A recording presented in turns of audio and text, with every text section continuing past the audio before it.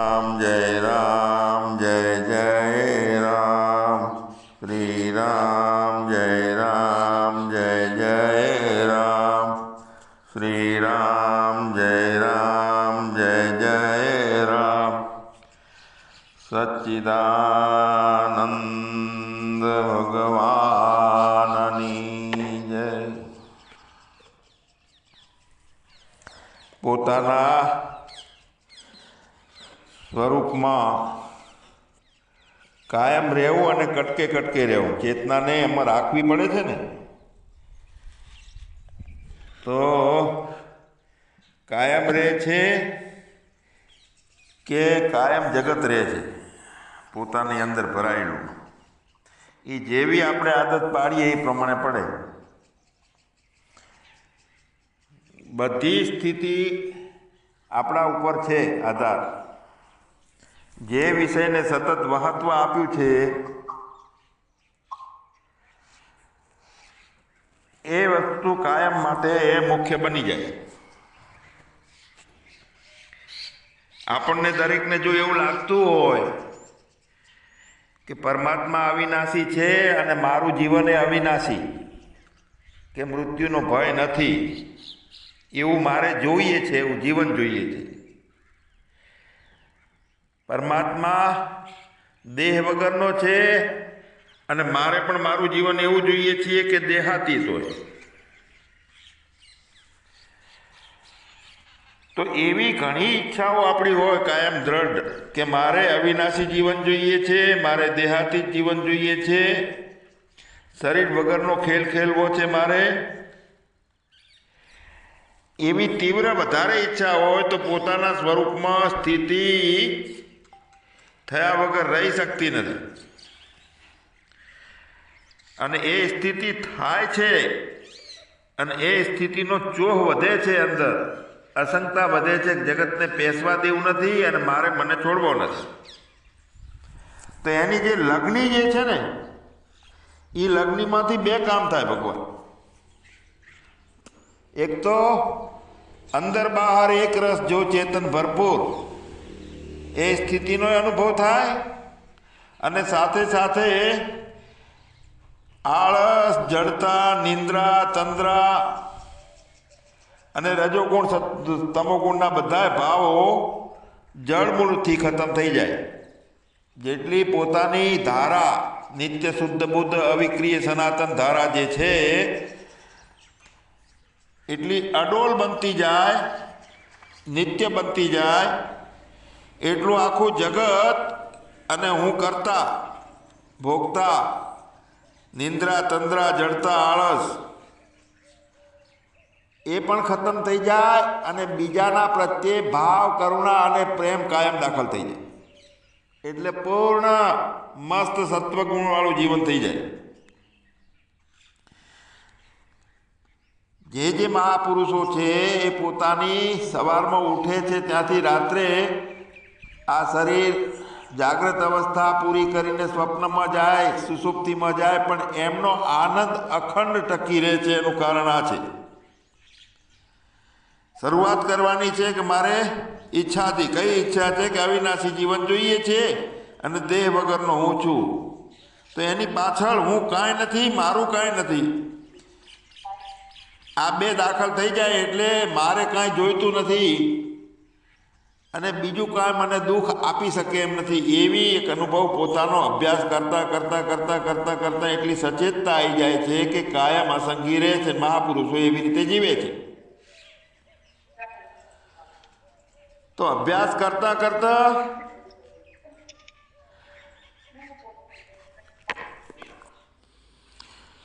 એટલે આપણો અભ્યાસ કરતાં કરતાં કરતાં એ વખતે આપણો મૂડ, આપણી પ્રસન્નતા કાયમ રાખવી પડે છે. એક વખત તો સચેતતા, આપણી દક્ષતા રાખવી પડે છે.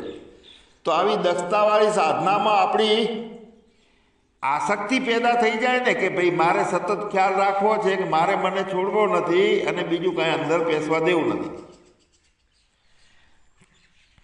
તો જાગ્રત અવેરનેસની અંદર એ સાધના ચાલુ થઈ જાય તો એ રીતની એક આસક્તિ પેદા થઈ જાય છે અસંગી રહેવાની.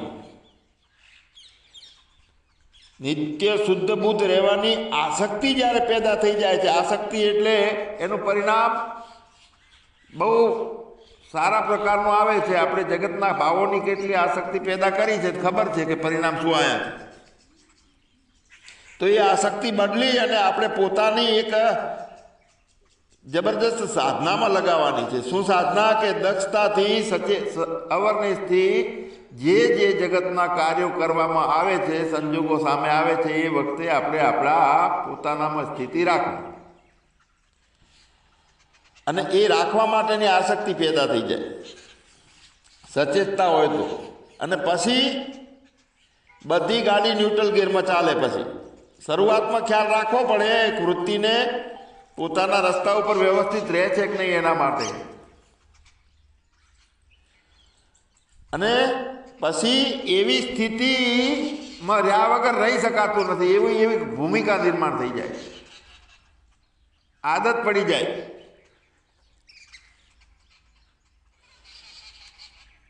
તો અહીંયા ધ્યાનની આદત થાય, એકાગ્રતાની આદત થાય અને જીવનની આપણી અભિવ્યક્તિ પણ ના થઈ શકે.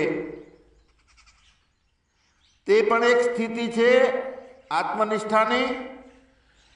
પણ સર્વાત્મનિષ્ઠાની જે સ્થિતિ છે તે આ છે કે પોતાના અંદર નિત્ય શુદ્ધ બુદ્ધ રીતે પોતે જોડાણ રહે અને છતાંય જીવનની અભિવ્યક્તિ થતી હોય પણ ન્યુટ્રલ ગેરમાં થતું હોય કામ બધું. એક સહજતાની ધારા અંદર બની ગયેલી હોય આપણી. કેમ કે આપણે દેહાતીત જીવનની મજા આવે છે, જરૂરિયાત છે અને આવું જીવન છોડવું નથી એનો અનુભવ કરતા હોઈએ તો એ જીવનને માણ્યું કહેવાય. તો એ અનુભવ આપણે કરતા હોઈએ તો શું હોય છે કે મેં કુછ નહીં, મેરા કુછ નહીં, હું શરીર નથી, શરીર મારું નથી. અને એ જે સત્ય છે અંદર હૃદયગમ થયું ક્યારે કહેવાય કે સતત ધારા એવી બની ગઈ હોય, અડોલ એક વૃત્તિ ચેતન ધારાની બ્રહ્માકાર વૃત્તિ એક બની ગઈ હોય.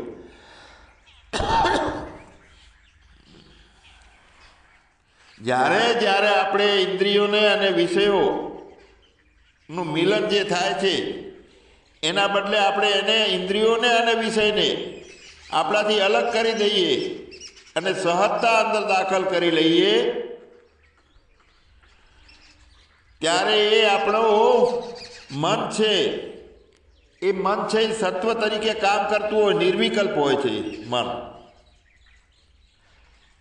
કામ કરતા કરતા કોઈ કલ્પનાઓ નહીં, સારા નબળાની આદતો છે એ કામ કરતા કરતા કલ્પનાઓ ઊભી કરે છે. ગમ્યું ના ગમ્યું, આમ થશે તો આમ થઈ જશે. આ જે ભય ભેદ ને ભ્રાંતિઓ અંદર ઊભી રહે તો એ નિત્ય ધારા પોતાની નથી, અડોળ સ્થિતિ નથી. એની અંદર મુખ્ય એક વાત આવે છે કે જે છે એમ, જેવું છે તેવું, જ્યાં છું ત્યાં, જાહી બીધી રાખે રાત તાહી બીધી રહી. બધે એડજસ્ટમેન્ટ, બધાની જોડે એડજસ્ટમેન્ટ થઈ જાય. શું થાય છે કે હવે મારે નથી કરવું ને હવે મારે ના કરવું જોઈએ ને મારે આના બદલે આ કરવું છે, એ બધી ભાંજગડો એક બાજુ રહી જાય. જ્યારે ઇન્દ્રિયોને અને વિષયને આપણાથી વિમુખ કરી દઈએ, નોખા કરી દઈએ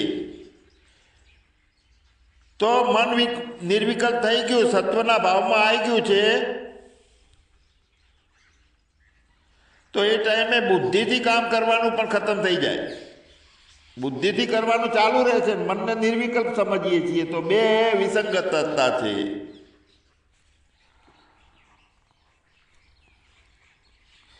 જ્યારે બુદ્ધિનું પોતાનું હોવું ખતમ થઈ જાય ત્યારે કાંઈ કરવાની જરૂર નથી રહેતી અને કાંઈ બદલવાની જરૂરિયાત નથી રહેતી. સારા નબળા ભાવો થતા નથી, ગમો અણગમો થતો નથી.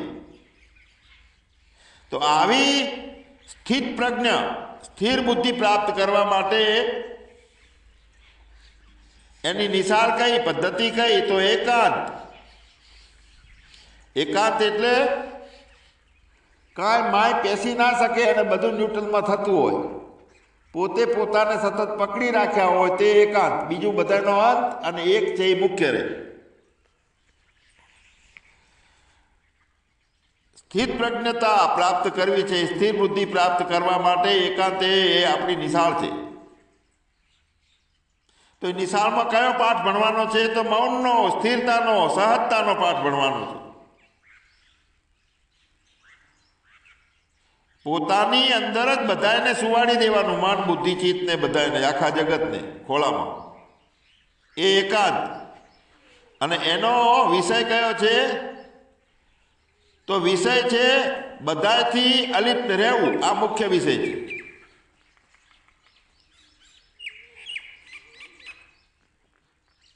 બધા સંકલ્પોનો ત્યાગ કરી દેવાનો, બધા વિષયોના ભોગોનો ત્યાગ કરી દેવાનો. અરે થઈ જાય, બેહી જતું હોય તો ત્યાગ કરવાનો. સ્વરૂપારનું અંદર દાખલ થઈ જતું હોય તો ત્યાગ કરવાનો.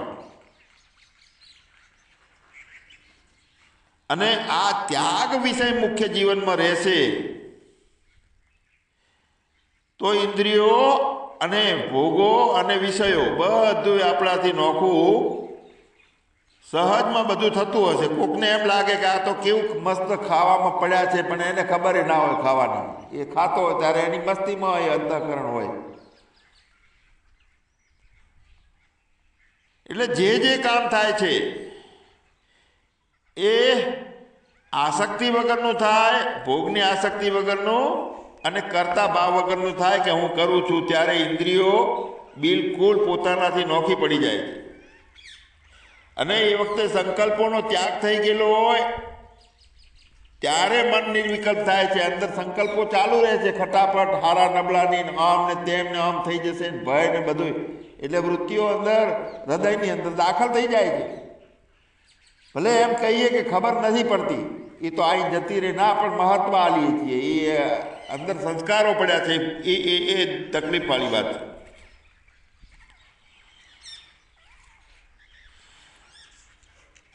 તો જીવન કેવું રહે છે કે બધા એનું જગ કી સેવા, ખોજ અપની, હાજરા હાજર પોતાની ખોજ રહે અને જગતની સેવા ચાલુ રહે. તો સેવાનો અંત આપવો જોઈએ કે નહીં? તો આ સેવાનો અંત જો ત્યાગમાં થઈ જાય તો એમ સમજવાનું કે સાચી રીતે સેવા કરી છે ને બધું સાચી રીતે આપણે સાક્ષાત કર્યો છે. આ જ્ઞાનને સેવાનો અંત થઈ જાય. પણ પેલામાં શું થાય છે કે સેવાના બદલે પછી બીજું ચાલુ થાય છે કે આ બરોબર નથી, આમ જ કરવાનું હતું, અધિકારે ચાલુ થઈ જાય એની અંદર. એટલે સેવાના બદલામાં જો અધિકાર કે અંદર લોલુપતા જાગે છે તો આપણે સમજવાનું કે આપણે સેવા નથી કરતા, મજૂરી કરીએ.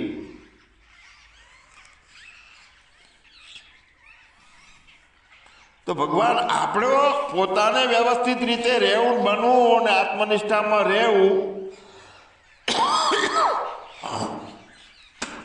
એ સર્ગ પણ મનમાંથી કાઢી નાખવાનો છે. આપણું એવું રહેવાનું બની જાય છે. એટલે એક એક વ્યક્તિ જો લાખોમાંથી, કરોડોમાંથી 1 કે 2 જણ કે 4 જણ પોતાની આત્મનિષ્ઠામાં વ્યવસ્થિત રહી જાય છે તો એની જ્યાં હાજરી હોય છે ત્યાંની આજુબાજુનું કિલોમીટરો સુધીનું વાયુમંડળ પણ બદલાઈ જાય. એક ભાવ પ્રસારિત થઈ જાય છે આજુબાજુમાં સત્વ પ્રભાવનો. અમારા અહીંયા સદારામ બાપાનું એક ખાલી કશું આવડતું નહોતું, પણ એ જીવનની એની નિષ્ઠા હતી તો કેટલો એનો આખો પ્રકાશ પડ્યો. એટલે આપણું પોતાનું હોવું અસલ પોતાના સ્વરૂપમાં હોય તો આજુબાજુનું વાતાવરણ અને આજુબાજુના જેટલા અંતઃકરણો છે નોખા નોખા એ બધાને એની અસર પહોંચે છે વગર કીધે. કંઈ કહેવાની કે સત્સંગ આલવાની જરૂર નથી પડતી.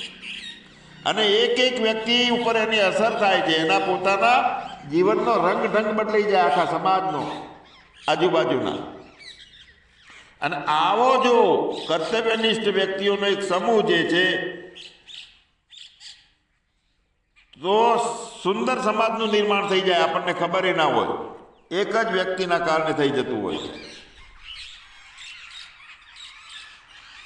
અત્યારે જે ધર્મના નોખા નોખા વાડા ચાલે છે એમાં મતભેદો અલગ અલગ છે. અને એ ધર્મની શિક્ષા માટે કેટલી રીતો ચાલે છે. તો અહીંયા આપણી આ સ્થિતિની જે હું વાત કરું છું તો આમાં સંપ્રદાય ધર્મના વાળાઓ અને એની સીમાઓ ત્યાં બધી ખતમ થઈ ગયેલી હોય છે. હું એક જ વિશેષ ધર્મનો છું ને એનો પ્રચાર પ્રસાર કરું છું ને એવું નથી હોતું. એના વિચારો બધા એકદમ શાંત થઈ ગયેલા હોય છે. પછી રૂઢિઓ વિચારની છે કે એ તો કશું રહેતું જ નથી. પણ એક શુદ્ધ વિચાર પ્રણાલી આખા સમાજમાં એનો વિસ્તાર પામે છે.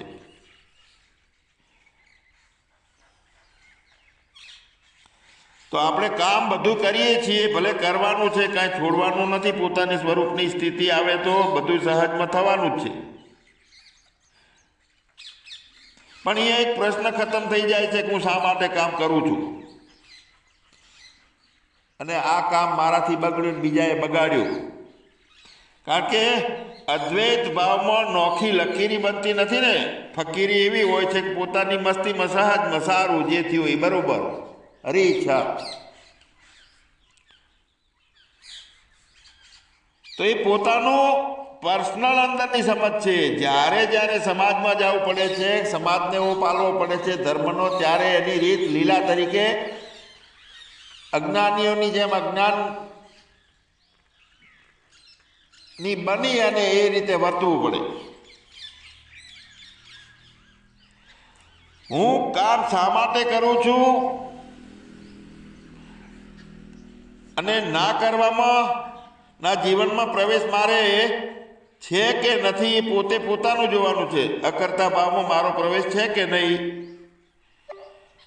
હું બીજે ક્યાંય લપટી તો પડતો નથી ને, બધી પ્રવૃત્તિઓમાં કરતા ભાવમાં તો નથી આવી જતો ને. તો જ્યારે ન્યુટ્રલમાં બધી ગાડી હાલે છે ત્યારે એવરેજે સારી હાલે છે અને કોઈને નડતી નથી, એક્સિડન્ટો થતા નથી. એવી જીવનની મધુરતા, એવી જીવનનું સંગીત ચાલુ થઈ જાય છે.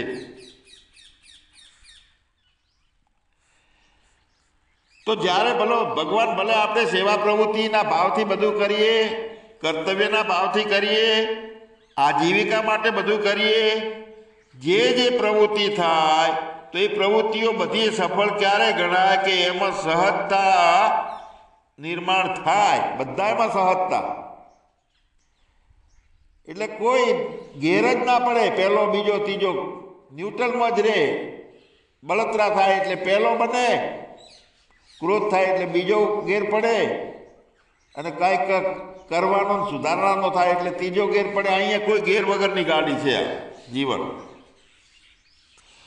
તો ભગવાન આપણને આ સ્થિતિ અત્યારે પ્રાપ્ત થઈ છે, પરમ જ્ઞાન નિષ્ઠાને સમજવાની અને એને જીવવાની. તો મને બધા કરતાં બહુ હું લોભી માણસ છું.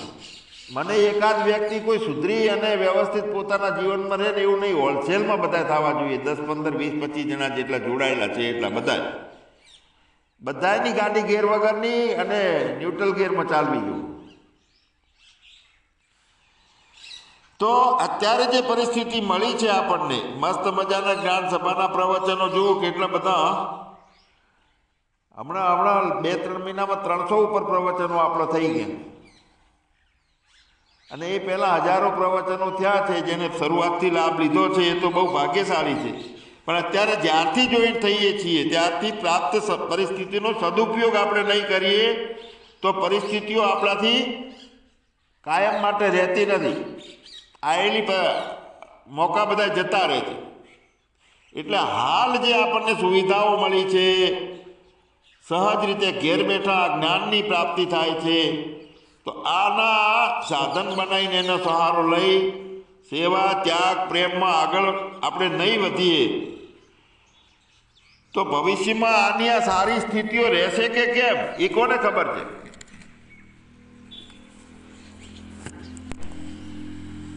અને નથી રહેતી કાયમ એક જેવી સ્થિતિઓ. એ દરેકનો અનુભવ છે. એટલે આપણી શક્તિઓ સીમિત છે, આયુષ્ય સીમિત છે આ શરીરનું, તો આપણે કેટલી સાવધાનીથી જીવવાનું છે, સાવધાનીથી પળે પળે ખ્યાલ રાખવાનો છે કે આવી પરિસ્થિતિઓ જે છે એમાં અસજગતા કેમ રહે છે, આપણી કેમ શિથિલતા દેખાઈ આવે છે કે આમ મચ્છર ઉડાડવું હોય, માખીઓ ઉડાડવી હોય તો પોત નથી, એવી રીતનું જીવન વર્તાય. આ અત્યારનો આપણો એક દિવસ છે ને એની કરોડો રૂપિયા કિંમત ના થાય, એક એક દિવસ જાય છે રહ્યો. આપણે પોતાનું તો ના બગડે પણ બીજાનું ના બગડે એની સજગતા રાખવી પડશે. એનું મૂલ્ય નથી એવું આપણી આ પળ છે. તો આપણે આપણાથી એ વિચાર કરી લેવાનો છે, પોતે પોતાનો.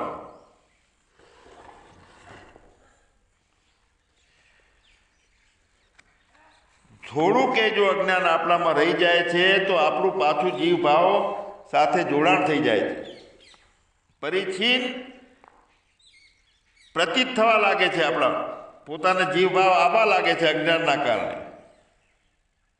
પણ જેમ વાદળો બધા હટી જાય અને સૂર્ય સ્વયં પ્રકાશિત થઈ જાય છે, એવી રીતે અજ્ઞાનનો નાશ થઈ જવાથી ફક્ત પોતે પોતાનામાં જ પ્રકાશિત થઈ રહેલો છે, હર હંમેશ માટે ત્રુટક નહીં એવું આપણું ચેતન સ્વરૂપ છે, એને માણવાનું છે. હજુ પણ એ અંદર ભ્રાંતિઓ હોય કે ભાઈ અમારી તો કેપેસિટી નથી, તો એ વાત ખોટી છે. તમે જે છો એમાં શું કેપેસિટીની જરૂર છે? એ તો જીવ ભાવને કાંઈક બનવું હોય તો ક્વોલિટી અને કેપેસિટી બનાવવાની. આ જીવ અવિદ્યા અજ્ઞાનમાં અને દેહમાં ઘેરાયેલો રહે છે, આદતોમાં ઘેરાયેલો રહે છે. તો એ આદતો, અજ્ઞાન, જે માન્યતાઓ, ભ્રાંતિઓ બધાને એક બાજુ હટાવીએ ને ચોખ્ખે ચોખ્ખો પોતે જ છે, એમાં બીજું શું કરવાનું? અખંડ પોતાનું જ્ઞાન જ્યાં સુધી કોઈ પણ માન્યતાઓથી ઘેરાયેલા રહેશું ત્યાં સુધી જેમ છે એમ જ્ઞાન નથી થતું. આપણી અજ્ઞાનના કારણે, અવિદ્યાના કારણે આપણને સીમિતતા, પરિચિનતા લાગે છે, એટલે બીજું છે એવું લાગે છે, દ્વૈત લાગે છે. એટલે એવું લાગે છે મારો આત્મા મારામાં, તમારો આત્મા તમારામાં. એવું અંદરથી બીજા તરીકે દેખાય છે. ઘણી વખત આપણે જઈએ કે આ ફલાણા ભાઈ ઓફ થઈ ગયા બાપા, પછી કહીએ ભગવાન એમના આત્માને શાંતિ આપે. એટલે નોખો આત્મા આવી ગયો એટલે કહેવું પડ્યું ને કે એમના આત્માને શાંતિ આપે. એટલે નામથી, રૂપથી, ગુણથી આત્મા નોખા નોખા લાગે છે જીવાત્મા. પશુ પક્ષી દેવો બધા એના, દાનવો દૈત્યોના બધાના અલગ અલગ આત્માઓ લાગે છે. અને એટલે તો બ્રહ્મ સત્ય જગત મિથ્યા આ શબ્દ કેવો પડ્યો છે. બ્રહ્માકાર વૃત્તિ જ રે, સાક્ષાત એ જ વસ્તુ છે, એના સિવાય બીજું ના કુછ હે, ના હુઆ ના હોવન હા. હવે આવો પોતે સ્વયં છે એને ઓળખવા માટે બાકીની જેટલી માન્યતાઓ છે એ બધી બહાર કાઢવાની છે, તગડી મેળવાની છે. હું પોતે જ એક આત્મા રૂપે છું, જ્ઞાન સ્વરૂપ છું.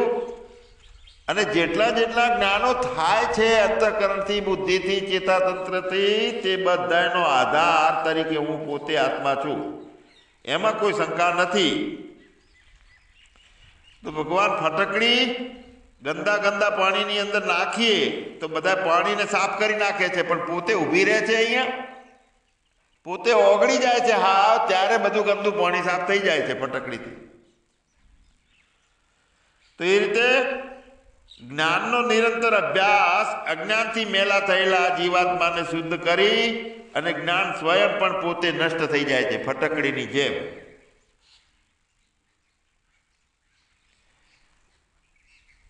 અને એ વખતે આપણને આપણું જેમ છે એમ જણાય કે હું એક અદ્વિતીય શુદ્ધ બુદ્ધ ચેતના છું, હું જ બ્રહ્મનો અંશ છું, પરમ શુદ્ધ છું, નિર્વિકાર છું, મેલ રહિત છું, સદાય નિર્મળ છું, અહંકાર વગરનો છું, અને શુદ્ધ ચેતન તત્વ રૂપે હું છું. મારી ચેતના એકદમ ચેતન રૂપ બની ગઈ છે.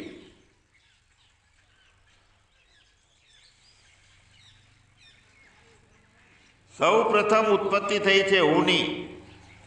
અહીંયા આપણે અનુભવ કરીએ કે અહંકાર હું પેદા થયો, પછી પોતાના શરીર સંબંધી પોતાને માનવા લાગ્યો એટલે રાગ ને દ્વેષ ને આ બધું ચાલુ થઈ ગયું માનવાના કારણે. અને પોતાની માન્યતા જ્યારે સંતોષાણી નહીં એટલે દ્વેષ થવા લાગ્યો. શરીરને પોતે માનવા લાગ્યો હું છું એટલે રાગ પેદા થયો છે. બીજા શરીરો મારા છે અને બીજાના લાગે છે એટલે પછી એમાં દ્વેષ થાય છે. તો આમ રાગ દ્વેષ બંને પેદા થયા એટલે એ એક સમુદ્રમાં જેમ પેલું પાણીની અંદર વમળ ચાલુ થઈ જાય છે પૂતેડી, તો એની વચ્ચે આવી ગયા ભવસાગરમાં ભટકવા લાગ્યા. અને એ સંસ્કારો વધારે દ્રઢ થઈ ગયા છે એટલે શરીરની અનુકૂળતામાં રાગ અને પ્રતિકૂળતામાં દ્વેષનો અનુભવ લાગવા લાગ્યો છે આપણને. તો મન છે ઊભું છે એટલે આ બધી સ્થિતિ છે. અંદર સુખ દુઃખ અનુભવવા લાગીએ છીએ અને બુદ્ધિ નિર્ણય કરવા લાગી જાય છે. આ સારું આ ખોટું, માન અપમાન, આ વૃત્તિઓ જે બને છે તો વૃત્તિ છે એ માન્યતાની વૃત્તિ છે અને એ જ આપણને બંધન છે, બાકી છે નહીં. આપણી જીવ દશા જે છે એ દશા નથી, અવદશા છે જીવ દશા.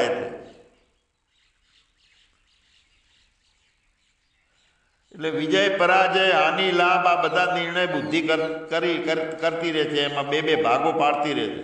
જ્યારે આપણને ખબર પડી જાય છે કે હું જન્મવાળો છું, હું મરવાવાળો છું, એટલે આપણે દેહ ભાવમાં હોઈએ છીએ. અને જ્યારે કોઈનાથી રાગ અને દ્વેષ થાય છે ત્યારે જીવ દશામાં જ હોઈએ છીએ આપણે. મન દુઃખી સુખી અનુભવવા લાગે છે અને અંદર સારી વાત છે, સજગતા છે કે પોતે ચેતન આત્મા છું એવું માનેલું છે, અને છતાં સુખ ને દુઃખ અનુભવવા લાગીએ છીએ. એટલે એ માનેલું બી ઓરિજિનલ છે ને એટલે સુખ અને દુઃખ છે એ અહીં ટકે નહીં. પણ નિતાંત આમ અડોળ સ્થિતિ પોતાની જે છે એમાં પણ એ કચરો જ છે. માનેલું છે એને દ્રઢ કરવાનું છે પોતાનું સ્વરૂપ. એટલે સુખી દુઃખી અનુભવવા લાગીએ છીએ તો સમજવાનું કે આપણે અજ્ઞાનમાં છે, જીવદશામાં આવી જઈએ છીએ. અને બુદ્ધિમાં માન સન્માનની વૃત્તિ આવે છે. મતલબ કોઈ પણ પ્રકારની વૃત્તિ આવે છે તો વૃત્તિ આવી અને નોખા પ્રકારની એટલે આપણને ખોઈ દીધા એવું. તો વ્યાપક વૃત્તિની અંદર એક વૃત્તિ આવતી નથી, બધી પ્રતીતિ આવે છે. વૃત્તિઓ મટી જાય અને પ્રતીતિ રહે, ફક્ત પ્રતીતિ રહે.